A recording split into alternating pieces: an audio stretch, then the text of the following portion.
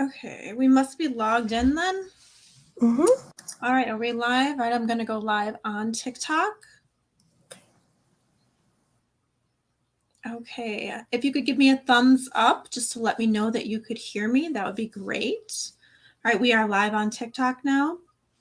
All right, I am Reverend Christina Del Rey, astrologer with the Ivy Psychic League, and this is Roots Revival Interfaith Sunday Service, and I am here with Reverend Danny Johnson, numerologist, and Reverend Ivy Rivera won't be joining us tonight.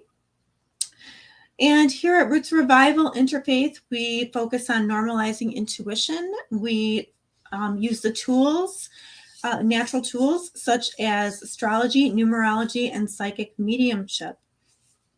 Okay. Wanted to ask for anybody who has any comments, feel free to comment while we talk. We will try to get to any questions that we can. Tonight, we are talking about moving on. There's a lot of astrology that's going on right now, and it's very intense. This is an intense month. This is an intense week. And a lot of people are having to move on from something that maybe they thought in their life was a constant. And it's really, as a collective, we are trying to level up. And that's why things keep happening. And we have to, continue to follow what spirit wants us to follow. So moving on is one of the hardest things that we have to do in life, probably. And we often have to get comfortable with facing that all things come to an end, good or bad. So the realization that all things come to an end should really force us to be more in the moment and enjoy our lives, especially when things are really good. You want to be more in that moment because, and I can remember, just as a side note, I can remember my daughter playing school on the couch, and she would have all her stuffed animals lined up, and she would give them pen and paper, and she would be teaching them. And I remember just sitting there watching it and really enjoying it, just because I knew at some point that stage was going to be over. And she would move on to be a teenager, and she doesn't really play school anymore. And of course, you record it and things like that, but there's something to be said for just being in that moment and enjoying that and just having that experience. And every time one of my daughters left a stage, it was always like a mourning type of situation. But that's life. It's constant change, and we hate that. I still don't like it, but I have to accept it because we are human, and that is part of the human experience. So sometimes it's hard to see, but and it is very hard to move on in a situation where somebody is leaving your life. So we could be talking about a divorce, the end of a friendship. We could be talking about the end of a job, a friendship group maybe that you had, maybe a home that you had. Maybe you have to move somewhere else. But it's like we have to remember that we have to embrace it. And when we are moving on from something, especially a bad situation that maybe went toxic, we have to require to have firm boundaries. You really have to have firm boundaries when you're moving on. Let's say that you're in a romantic situation, and you have to make it official. We're broken up, and don't let that person have one foot in your life and one foot out of your life, or don't you have one foot in and one foot out. It should be all 2 feet in, 2 feet out.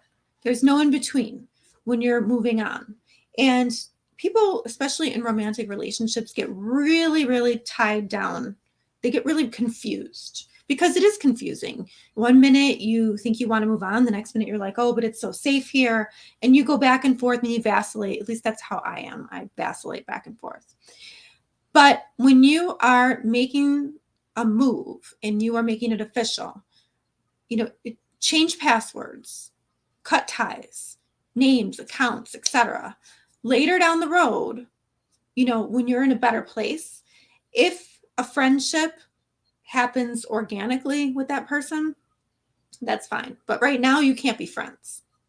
I was talking to somebody the other day, and they were saying how, the person that was moving out of their house still had half of their stuff there. And I was like, no, no, no. You say, okay, by this date, you have it out or it's on the curb. And that's the person's way of manipulating you. I'm still 1 foot in, you can't get on with your life and I'm manipulating you. No. And unfortunately, especially breakups, and that could be friendships, romantic breakups, whatever, those things have to be cut off. There have to be firm boundaries on that. So, years down the road, maybe a friendship, or an acquaintance with this person, but that time is not now. I went through a very painful divorce.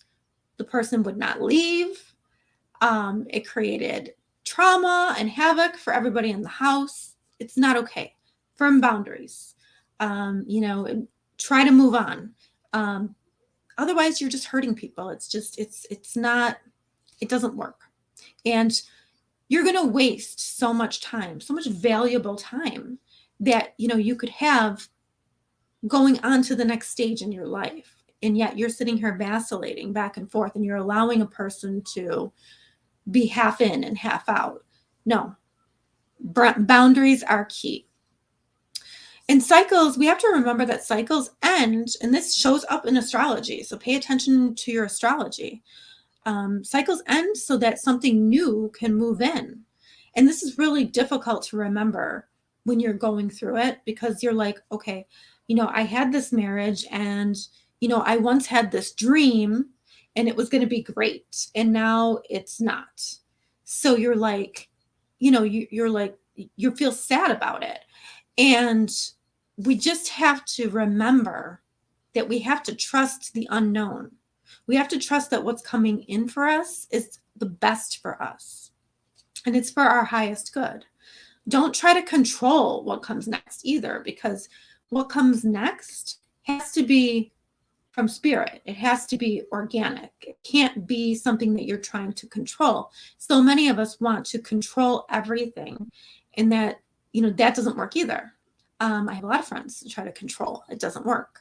You have to see what the universe brings you, and then you have to make decisions on how you're going to work with that energy. But don't rush it either. Have faith in the unknown. Pay attention to the signs that your spirit guides give you. And also, too, when you're going through something where you have to move on, some kind of break, we've named all the things, but, especially if it's a breakup, give yourself grieving time, but set a limit. And I set a limit for myself, an hour a day. You can stalk, you can, feel sad, cry for an hour a day. And then you're going to focus on something else. And then maybe that hour goes to 45 minutes, and then maybe it goes to a half hour, and it gets smaller and smaller. And then all of a sudden, you're not worried about it anymore. It's done. But you want to go towards something that feeds your soul, that makes you feel good, that gives you faith. For me, it was listening to books on meditation. It was listening to spiritual books. But that's not for everybody. Everybody has their own way to feel better. So you go towards that. And you give yourself that little bit of time to grieve. And one of the things that I always remember too is that, like, when you're in the most pain, you're having a really hard moment. And, it's almost like you have a moment where you're trying to move on from something and you can't even breathe because it's so painful. You have to think to yourself, this moment right here is rock bottom. This is the worst it's going to get for me. This is the lowest point of how I can feel. And then, believe it or not, that moment passes. But you have to remember to remind yourself that the moment passes. Because a lot of times I do forget, like that painful moment will be there and I'll be like, I feel horrible. And I'm like, wait a minute, this is as bad as it's going to get. It's going to move out, and, spirit's going to come, I'm going to be able to feel spirit come back in, and I'm going to be able to proceed from there. So that is really something very important to remind yourself about. Try to remember that the soul needs to move on. So if you go against, so a lot of times it's time to move on. All the signs are there. The person has told you they're moving on, or the situation, the job has ended, whatever, but you're still hanging on. You're like, no, I know I can fix it. Just give me a chance. And no, that will go against your soul contract. Your soul is saying it needs to move on. And if you don't, and you try to control it, you're going to make it so much harder on yourself. Hanging on to something that is gone is not good for anybody. It will be especially painful. It'll make it painful for you and everybody watching you. And if you have children, it'll make it painful for the children. And it's a mess, and it's going to end anyway. And now you're just wasting precious time. We all know people like this, that they stay too long in the relationship. They stay too long in the job. They don't have boundaries. They stay in confusion. They drag it out for years. And then this becomes toxic and people get abused. It becomes an abusive, toxic situation when you should have just cut ties, cut boundaries, and been done. And, people have many excuses for not doing that. And, we're all guilty of that. I am guilty of that as well. But looking back, I think about the wasted time and the opportunities that were wasted. And that's no joke, because your life can literally kind of go before you. Your life can kind of just, there's only a set amount of time, and you're running out of time. Asking spirit guides daily for help on how to handle the situation, constantly consulting your intuition, your instincts. There are certain situations that we cannot see clearly, especially when you're in the middle of a situation.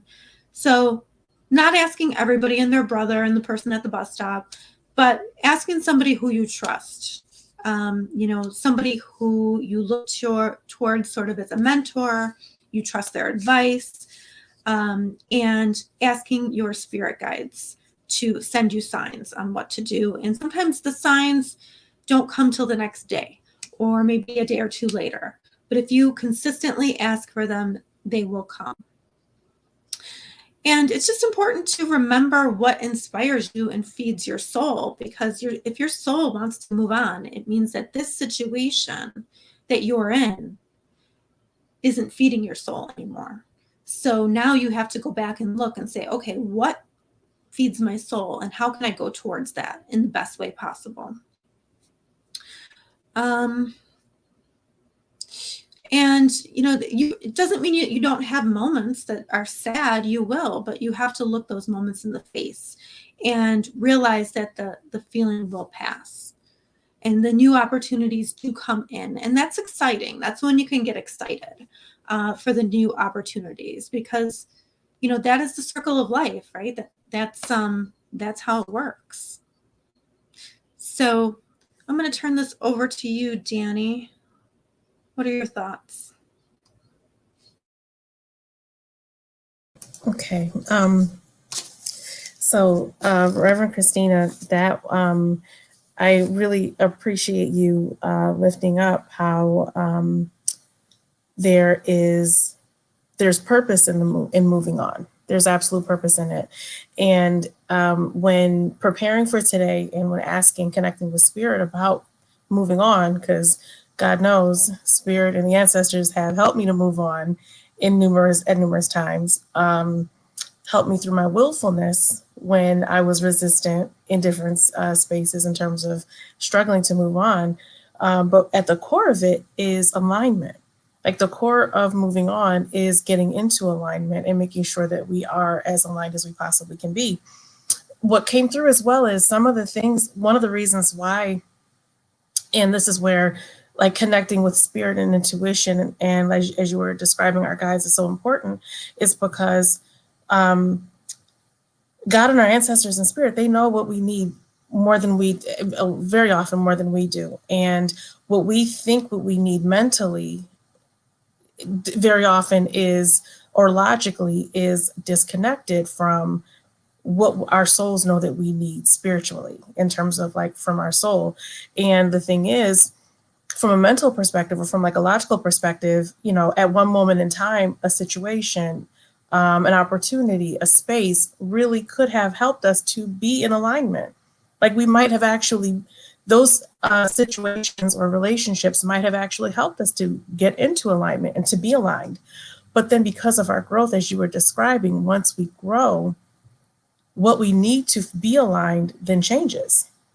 And the thing is, because it's, well, wait a minute, I was aligned. This helped me to get into alignment. So forever and a day, this is alignment for me. And it's like, and they're just like, oh God, please. Like they're just, our ancestors and our guides are like, please just let go of the wheel. You're going to end up in a ditch. Just let us lead. And so when we do allow for ourselves to move on, even if it feels uncomfortable, it allows for us to get to the next space that we're meant to be in. And those opportunities, those relationships, those people are waiting for us.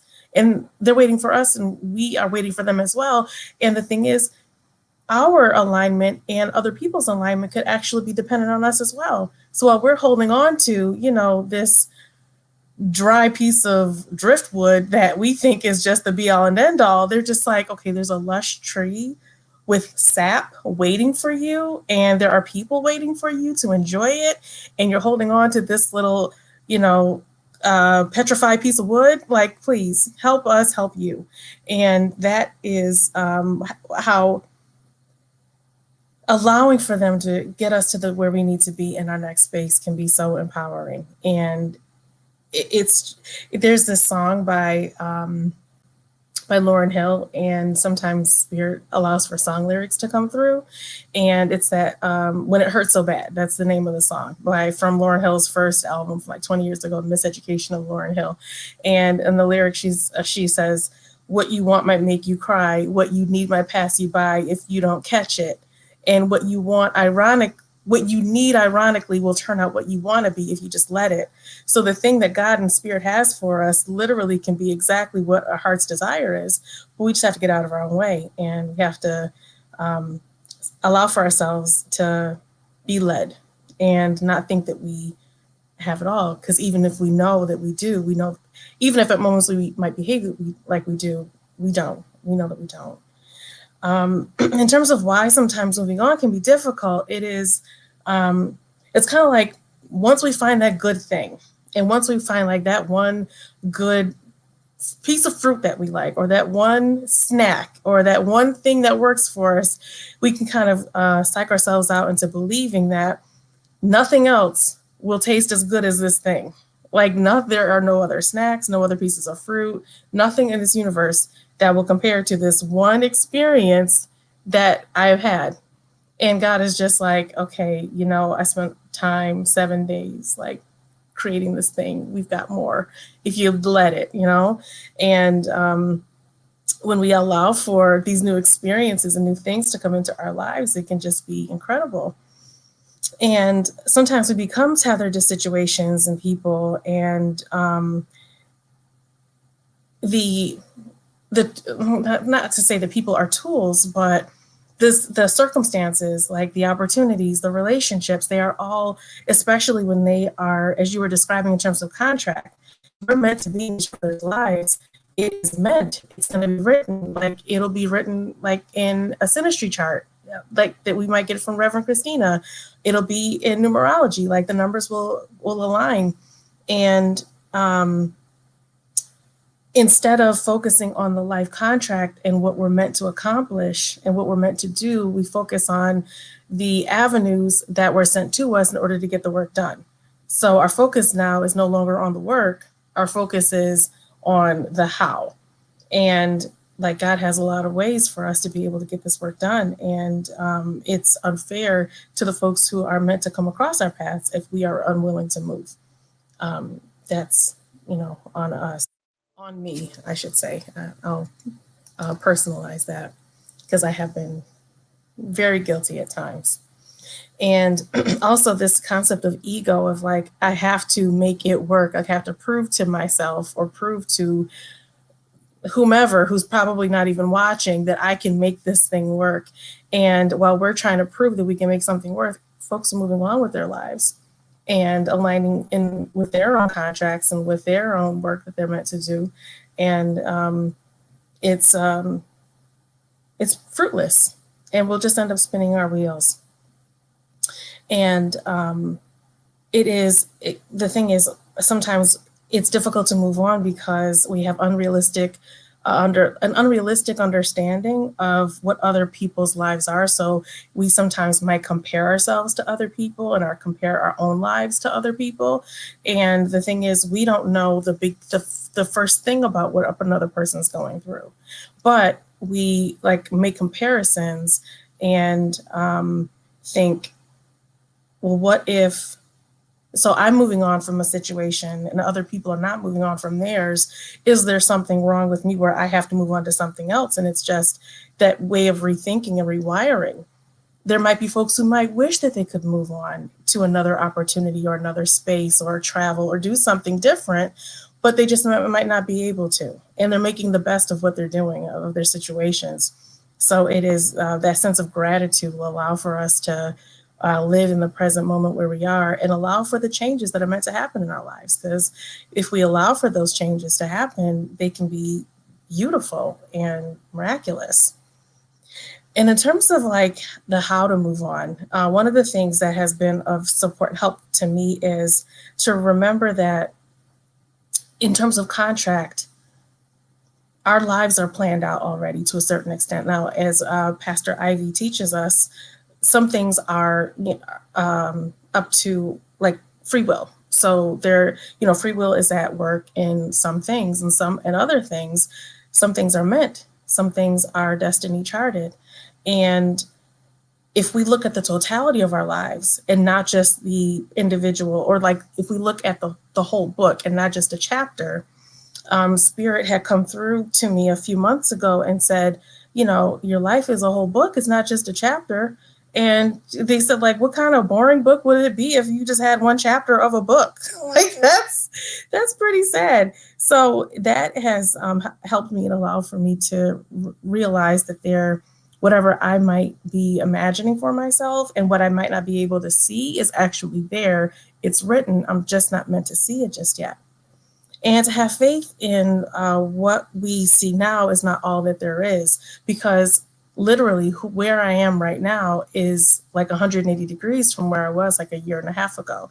A year and a half ago, I never would have thought that I could feel the way that I feel right now.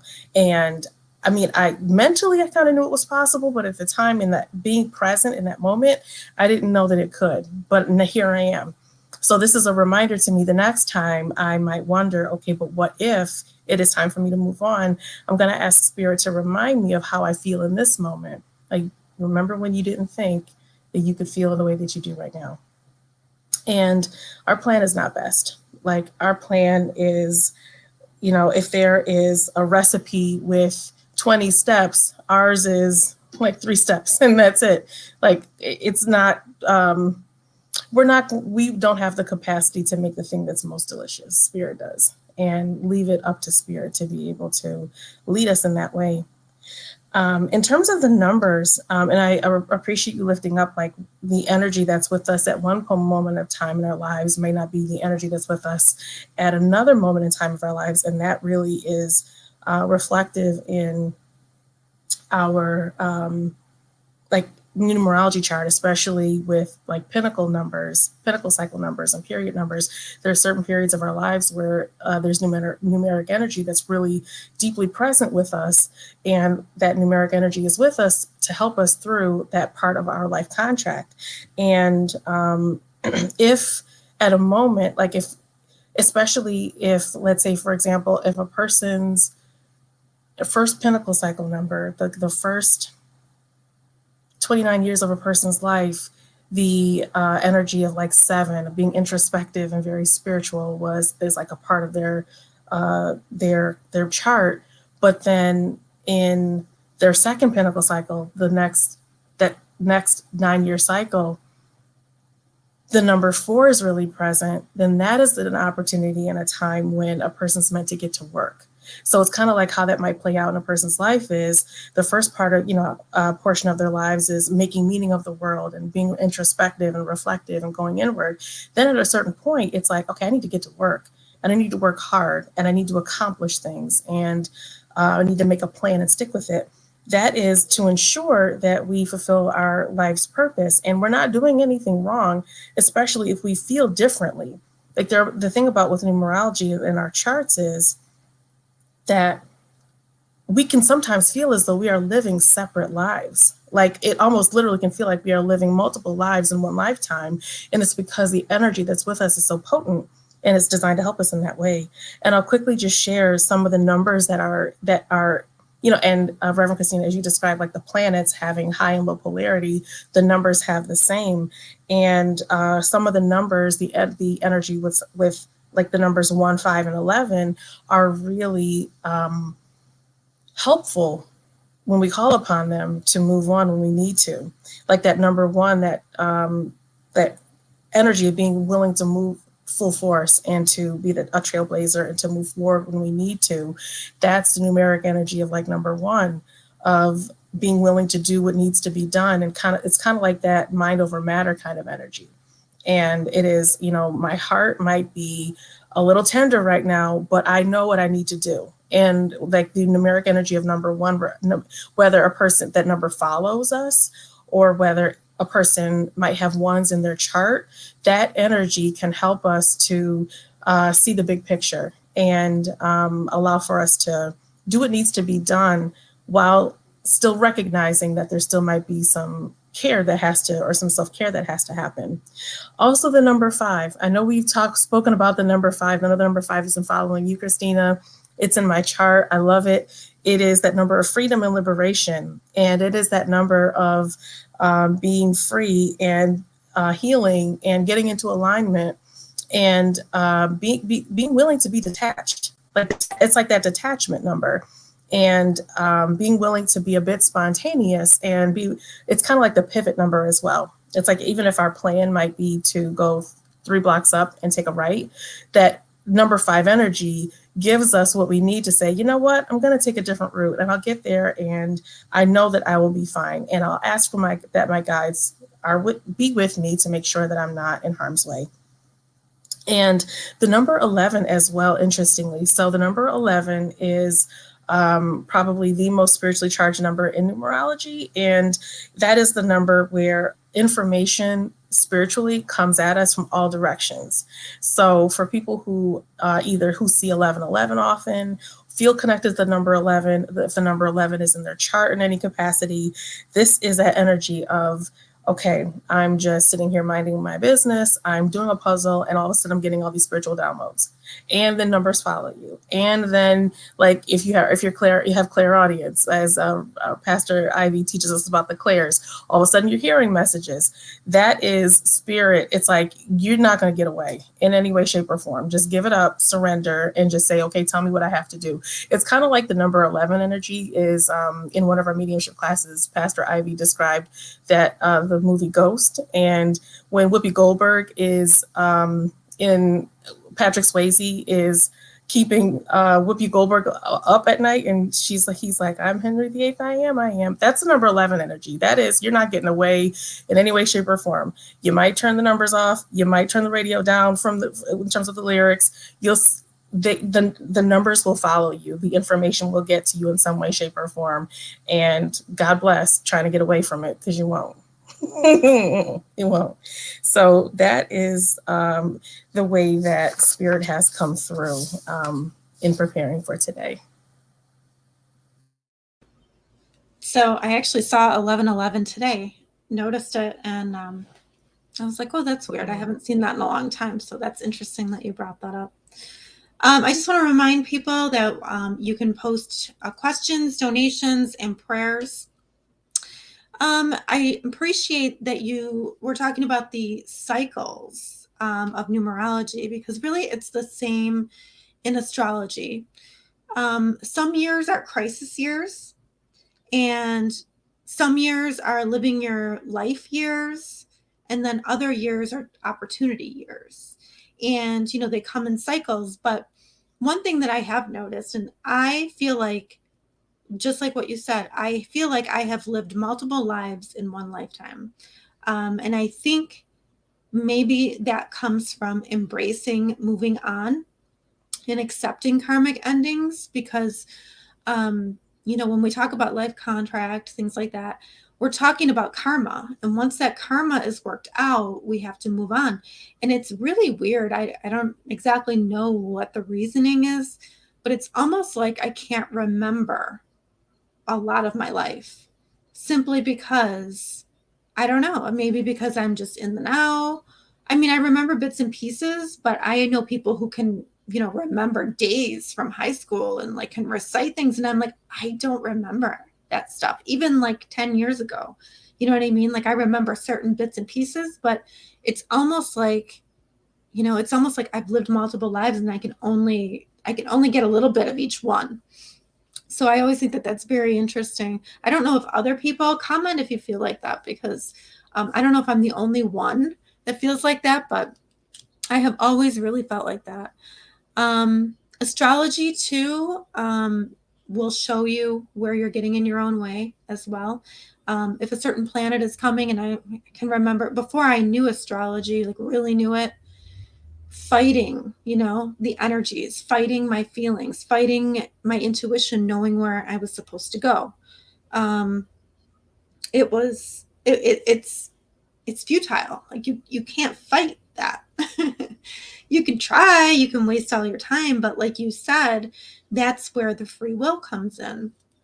But the destiny charted stuff, it's going to happen. It's just, it's going to be on a little longer of a timeline, but it's going to happen.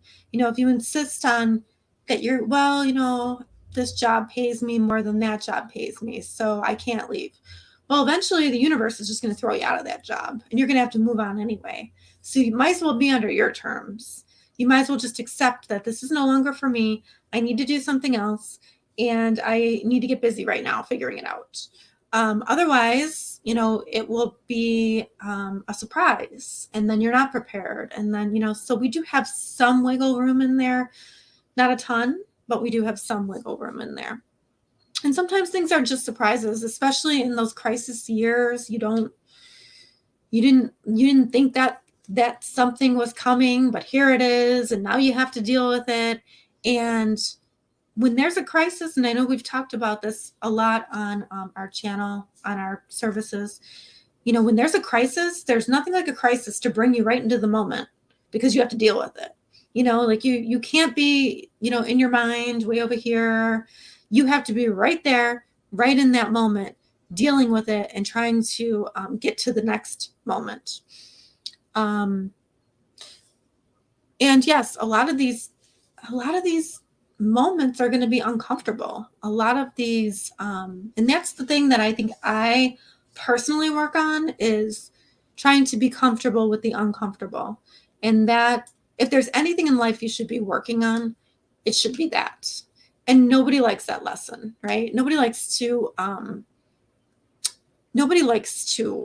be, uncomfortable. I hate being uncomfortable. I hate it. I have a class I'm in right now and I'm uncomfortable and it sucks, but I'm going to push myself to do it. So, that's just like one of the things you just have to do. Because you're never going to level up if you don't put in the effort, make yourself uncomfortable, take a chance, take a risk.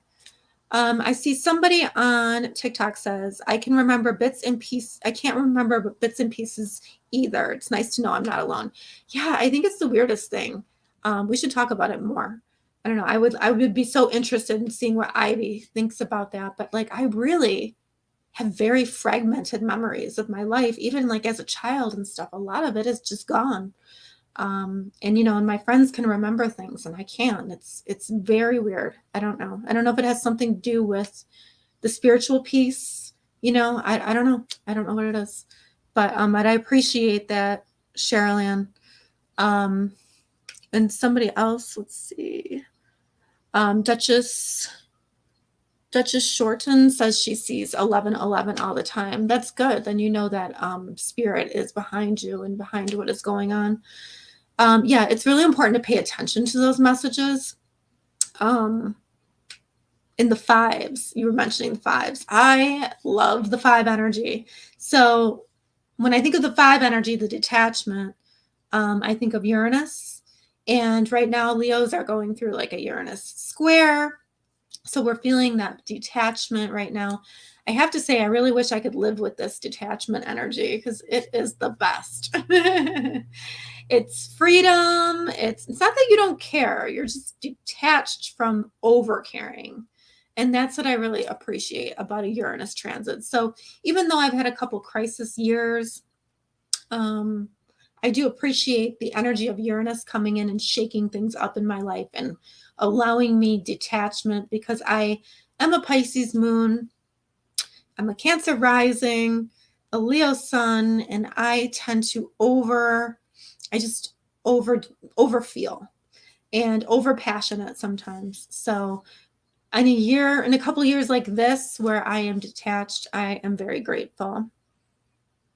So I see buttered biscuits and trees says, yeah, me too. It's like something, is it like something with my brain?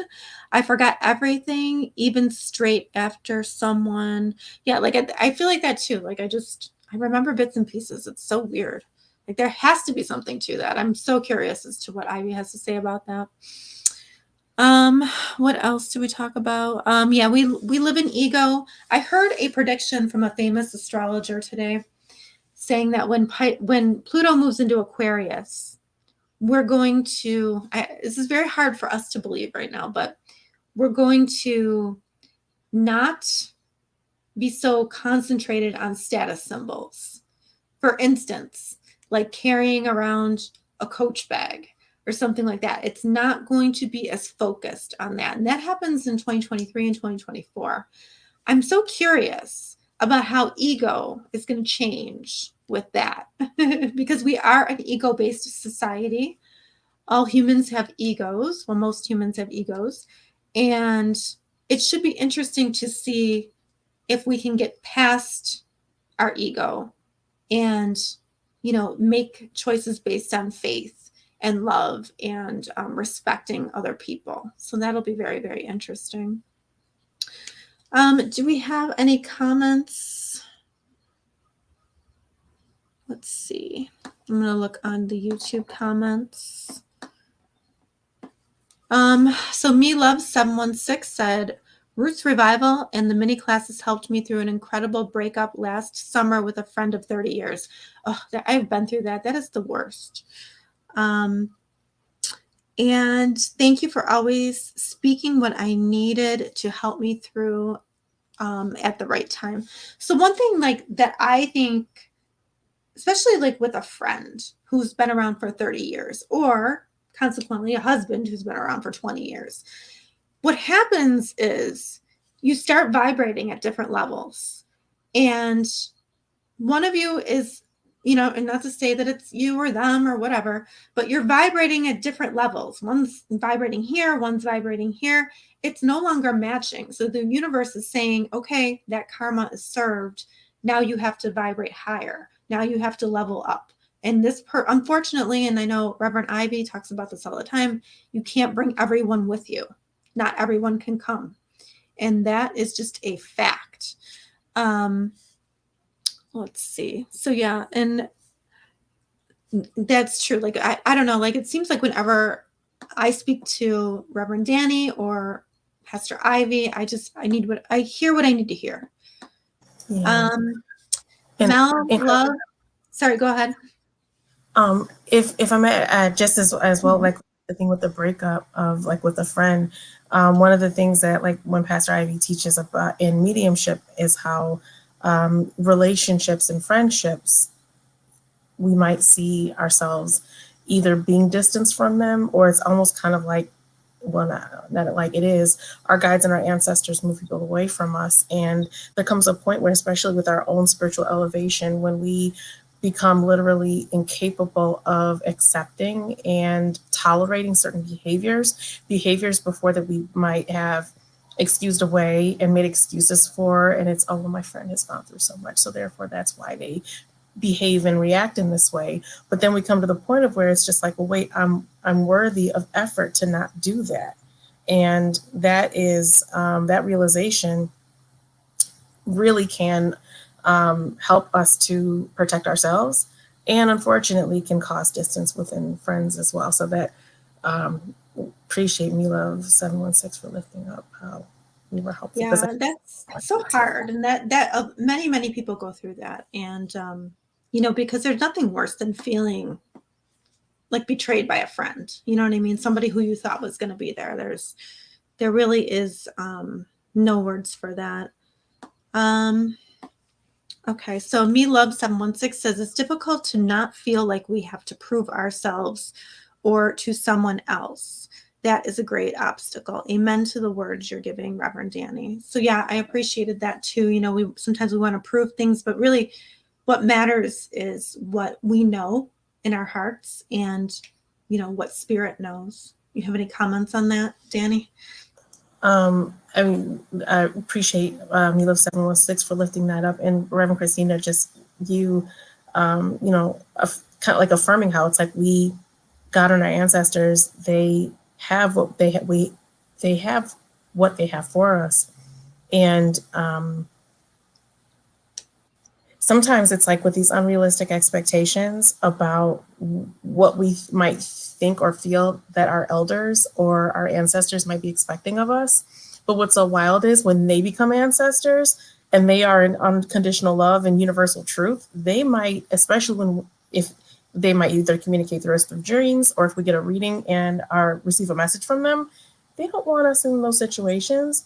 They might even come back and say, you know, if I had to do it all over again, would I have done the same thing? You know?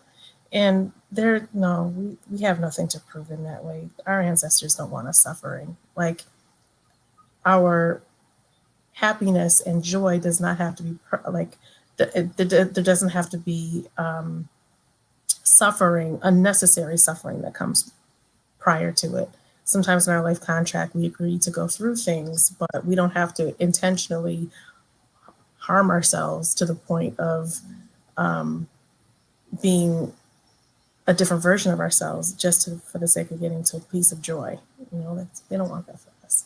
And mommy always said there's no, God doesn't smile on us when we allow for ourselves to be mistreated. She's like, there's no nobility in that. Like, get that out of your head.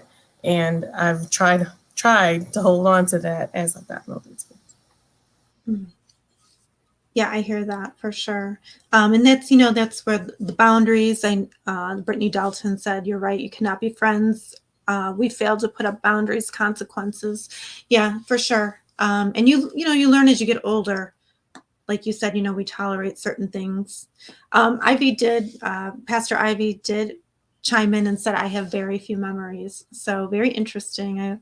And she said, or memory of directions. That's true too. I don't remember directions either. Not a one. No, yeah, more than two turns. We need like a study or something. Let's see. Yeah, and Jill says she has very few memories as well. So my TikTokers were saying the same thing. So yeah, like, I don't know. Like, I always feel like there's so many people out there who are like, oh yeah, I remember, you know, and I'm like, or if I see people from high school and they're like commenting on things that happened, and I'm like, how do you remember that? Like, it's just gone. It's not in my brain. Yeah. Christina, 1000%. There are some things that I wish I could recall, but I simply cannot. And I fake the phone time because I'm just, oh no. Yes, and Sobol says, yes, that is so me too. I cannot remember anything. My memory is really bad. I would like to hear what Ivy's take is on it too. Yeah. And Ivy, Pastor Ivy says, memory and confusion is part of the psychic medium curse for sure. So that's interesting because because like it is so close to that, like it's probably like close to the same part of the brain too. That's interesting. Okay, and Brittany Ingram says, Reverend Danny Johnson, hi, I'm so excited I caught this Sunday session.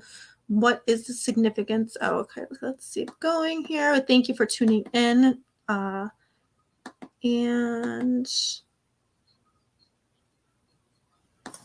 all right, so I think we're just gonna go to any last comments, Reverend Danny? Well, there was that question of the significance of saying birthday, month and day multiple times a year. So I will say that there is definite connection between date of birth and your numerology chart. And I would love if you feel so moved to join us in our numerology class that's starting on Tuesday. If you would love to join us, there is significance, and especially depending upon the numbers and whether or not they're double digits as well. There's definite. So to answer your question, 1000%. Yes. That's so cool. I probably wouldn't even notice if I saw that. I know, and I'll probably text you, Christina. Yeah. I still see sevens all the time though, and that's my life path. So all right. Should we move to prayers? Sure. Okay. So and just one more comment. Long live Bengal says, I always see my birthday on the time and everywhere I go. That's interesting. Oh, and somebody else said, interesting. I thought for sure I was getting early dementia. Yes, we are all, we all feel that way, but no. Okay, so, all right, let's go into prayer. We want to thank Spirit for allowing us all to be here together tonight to talk about moving on and, the best way possible to do that. Want to, before we say any other prayers, I just want to lift up the people in the Ukraine. And Jill Marie says, I'd like to lift up the people of the Ukraine, prayers for their strength and courage and safety. Thank you, Jill. And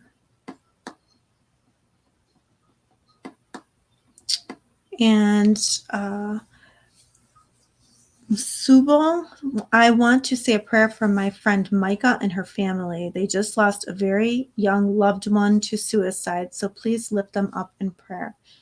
So we want to lift them up, their family, help them with healing, and help them to receive confirmation that everything is okay on the other side. Okay, and Danny, do you have any other prayer requests? I do. We'd love to lift up Harper, who lost his brother and uncle in a very short period of time, not long ago. Prayers for his family and for his healing. And prayers also for the family of Stephanie and Stella, the mother and daughter who died in the house fire on early Valentine's Day morning. Prayers for their family, prayers for Stella and Stephanie, and for their families' road to healing, which is unfathomable, lifting up the family. All right. I just want to say a prayer for my friend Cammie and her husband, who's been in the hospital since November. May their family receive healing and her husband make it home. All right. It was wonderful talking with you, as always, Reverend Danny.